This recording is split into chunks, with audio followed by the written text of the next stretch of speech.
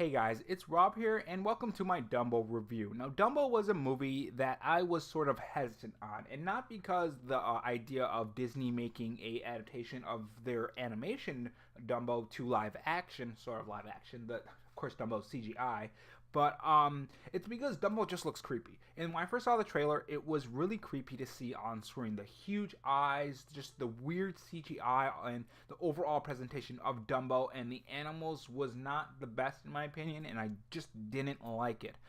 But when I went into the movie, I did have a problem at first, but over time, as I was watching the movie, I kind of forgot about that Dumbo was CGI because they fix it up since the trailer.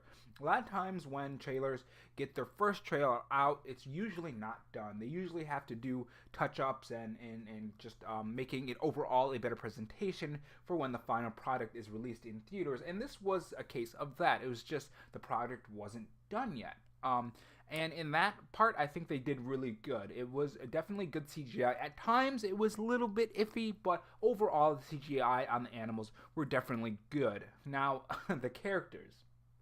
The characters were not the best. Now, I'm not talking about Dumbo. Dumbo was actually a pretty decent character, even though he didn't talk. You could tell by the CGI on of course Dumbo, where they had him expressing his feelings through his facial animation. So like if he was happy, you could definitely see a little smile, and I just hit the mic. If he was sad, you could see a sad face, and of course all the other emotions that they showed on Dumbo, which was actually a nice touch that I liked. It really gave Dumbo a character feel, even though he was just completely CGI. But the characters, the two children, the father, the French woman, which you can see right here in the top left corner on the picture, it was not the best characters. The thing that I don't like about how they betrayed the characters, and one of the characters that are not even in the movie, is of course the mother. They don't give you that much information on this character, the mother of the two children and the husband or the wife of the husband. And it wouldn't be as bad if they didn't make her a central plot device in this movie. Because, of course, you have the key around the daughter's neck, which was given by the mother.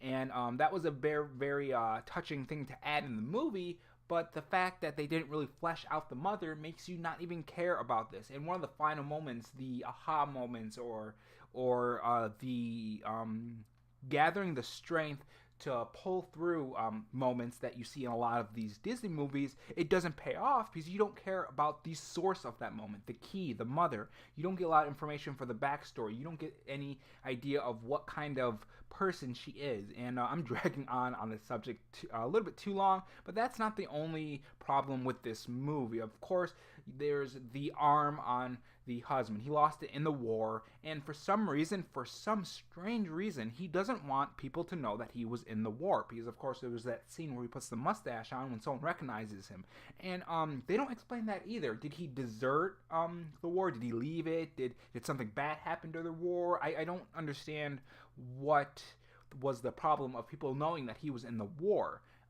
That was one of the problems that I didn't really get. Of course, towards the end of the movie, they all wrap this up in a nice tiny bow, and it just goes on with their life and stuff. But during the movie, I didn't really get why they didn't explain this. And another one I want to talk about that was actually good. The CGI in some of these spots were very, very good. You did not notice that this was CGI at all. They looked very realistic and very good.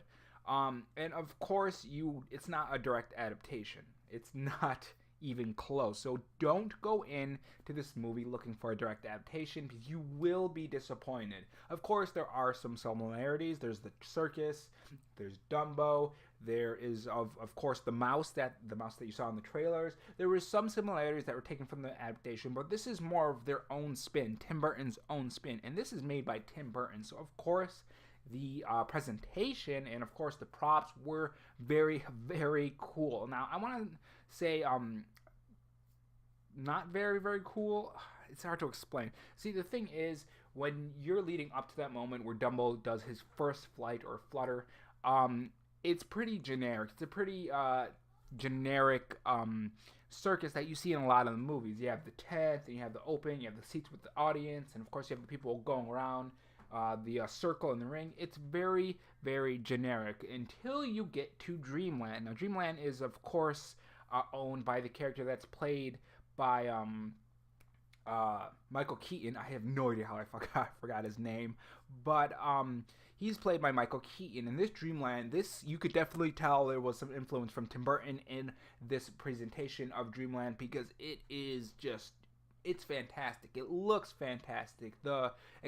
Especially the way when he's actually putting on a performance with his circus, you could definitely tell there was Tim Burton influence in there with the bubbles. The bubbles, while I did enjoy that part, the bubble elephants, I thought it was kind of out of place, because you see through the movie, people are amazed that Dumbo is this flying elephant, and I mean, who wouldn't be amazed at that?